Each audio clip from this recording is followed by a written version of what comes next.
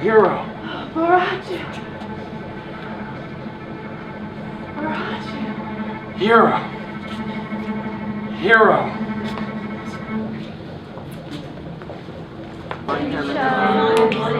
Say something. Good job so far. Probably.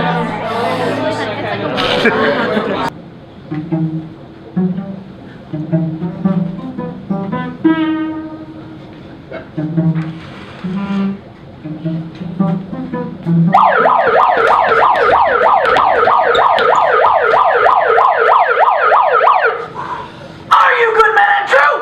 Yea, or else they should suffer salvation, body and soul. Nay, that were a punishment too good for them if they should have any allegiance in them, being chosen for the Prince's watch!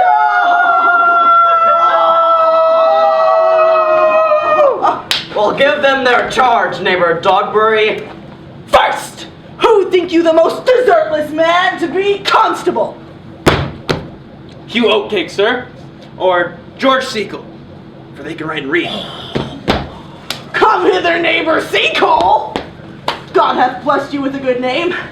To be a well-favored man is the gift of fortune, but to write and read comes by nature. Master Constable. You are thought here to be the most senseless and fit man for the constable of the watch. Therefore, bear you the lantern! This is your charge. You are to comprehend all vagrom men. You are to bid any man stand in the Prince's name. How if he will not stand?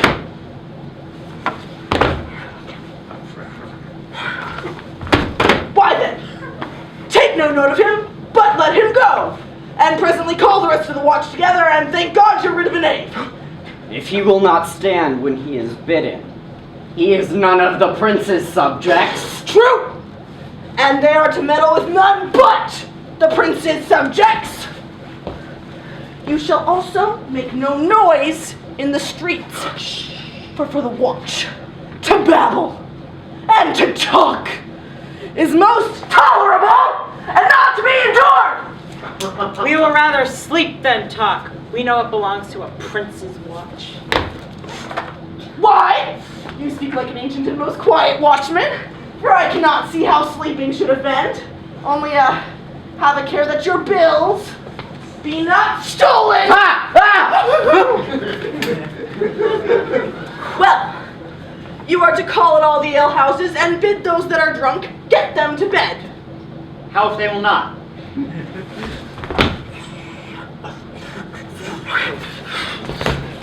Why then, let them alone till they are sober.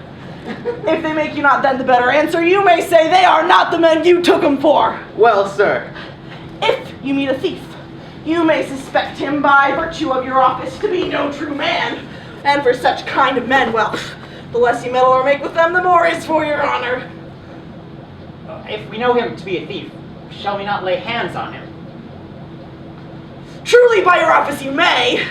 The most peaceable way if you do take a thief is to let him show himself what he is and steal out of your company.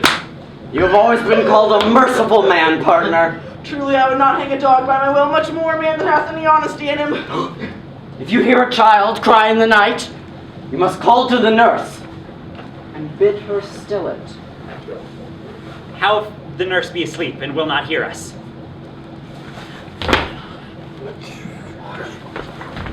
Why then, depart in peace and let the child wake her with crying. For the ewe that will not hear her lamb when it bays will never answer a calf when he bleats. 'Tis very true. This is the end of the charge.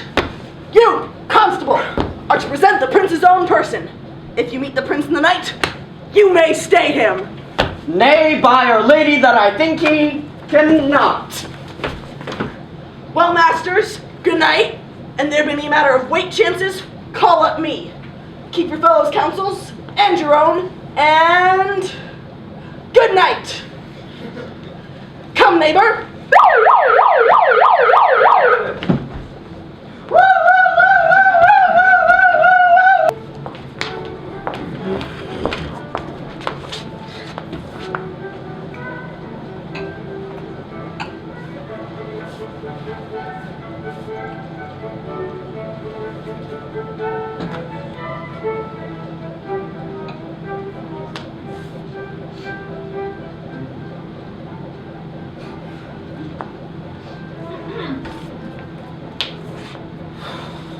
Go wake my cousin Beatrice and desire her to rise. I will, lady. Troth, I think your other rubato were better. No, pray thee, good Meg, over this. By my troth, it's not so good, and I warrant your cousin will say so. My cousin's a fool, and thou art another. I'll wear none but this.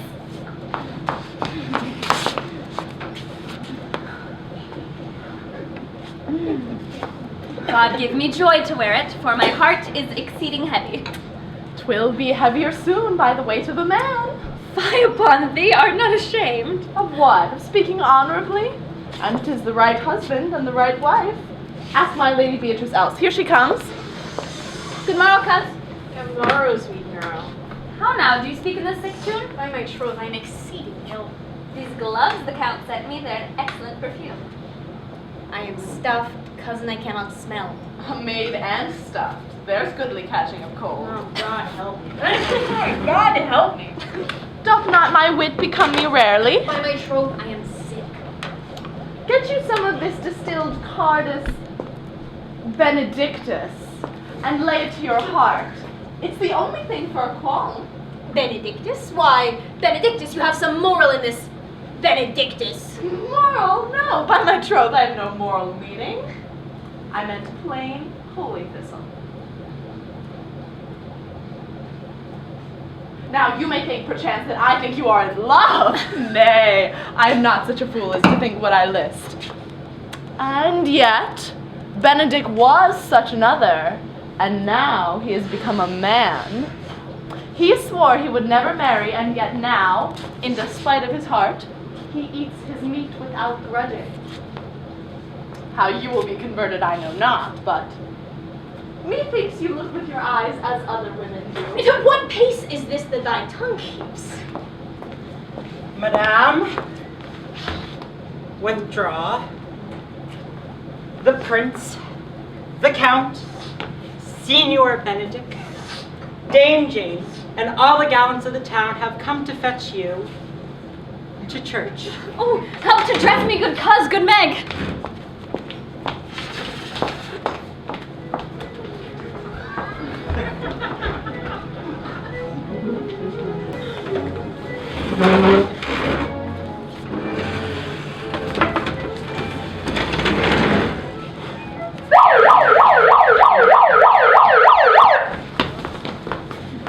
What would you with me, honest neighbors? Marry, sir, I would have some confidence with you that discerns you dearly. Brief, I pray you, for you see it is a busy time with me. Oh, yea, marry, indeed it is, sir. Yes, in truth it is, sir. What is it, my good friend? Goodman Burgess, sir, speaks a little off the matter. An old man, sir, and his wits are not so blunt as God help I would desire they were. But in faith, honest is the skin between his brows. Yes, I thank God that I'm an honest man, and as honest as any man living that is an old man, and no honester than I. Neighbors, you are tedious. It pleases your worship to say so, but we are the poor Duke's officers.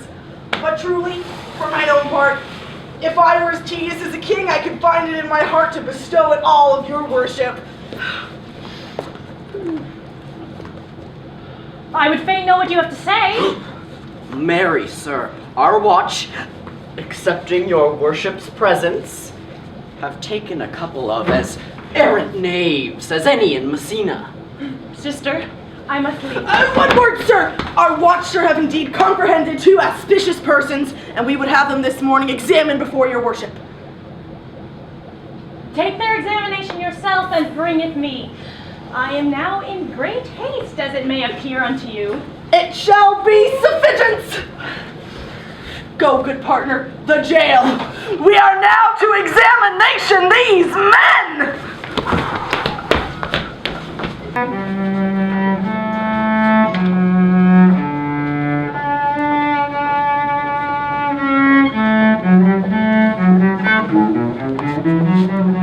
Come,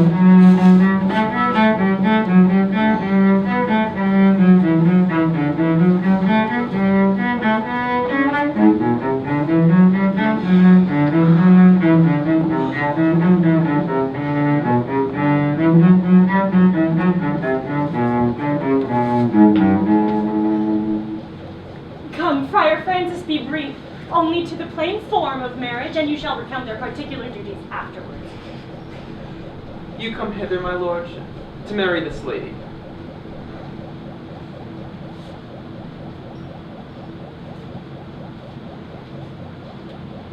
No. To be married to her, Friar, you come to marry. You come hither, lady, to be married to this count. I do. If either of you know any inward impediment why you should not be conjoined, I charge you on your souls to utter it. Know you any hero? None, my lord. Know you any count? Oh, I dare make his answer none.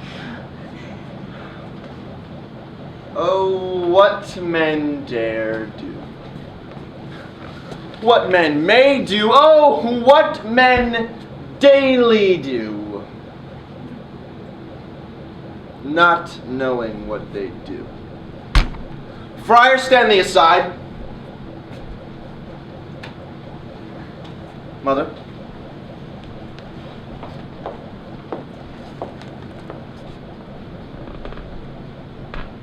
Do you with free and unconstrained soul give me this maid, your daughter? As freely, son, as God did give her me.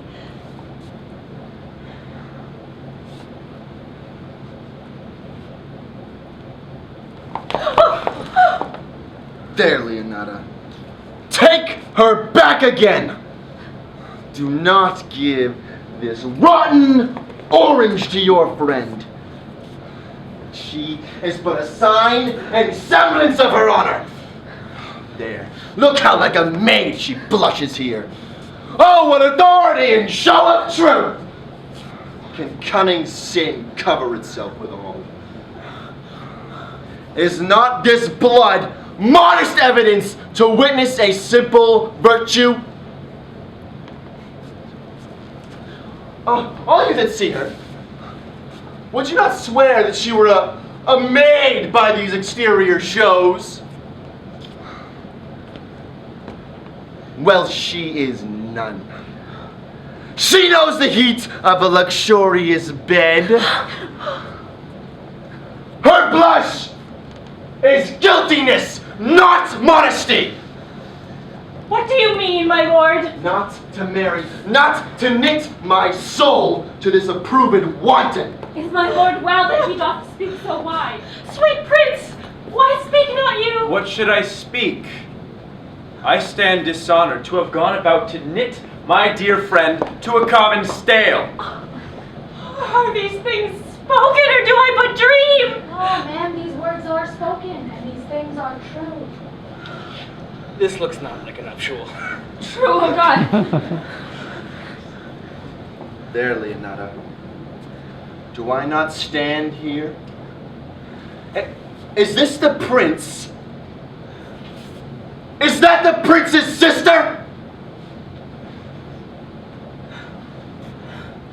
Is this face not heroes? Are our eyes our own? Oh, this is so, my lord, but what Then of let me this? but move one question to your daughter. And by that motherly and kindly power invested in you, I bid her answer truly.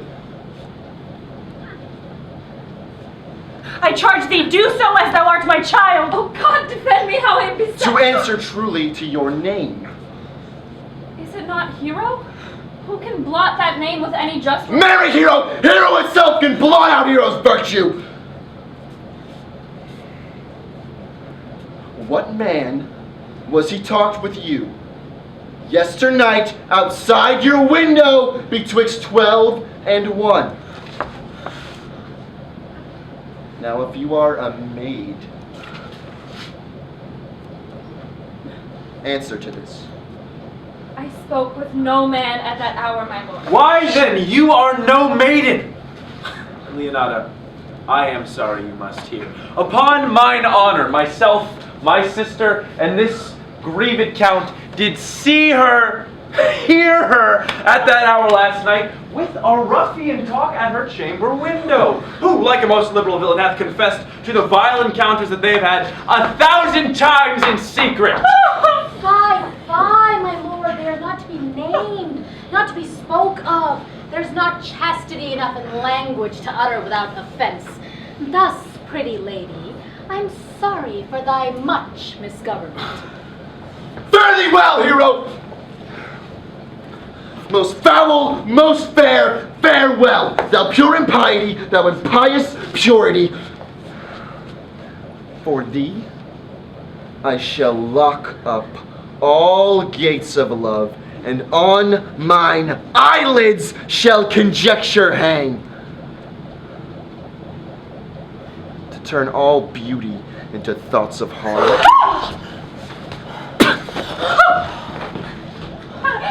No man's dagger here a point for me! Oh no, cousin, we're forcing you down!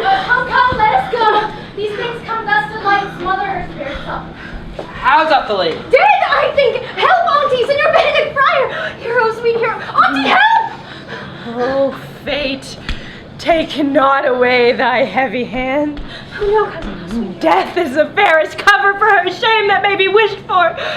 Have comfort, lady.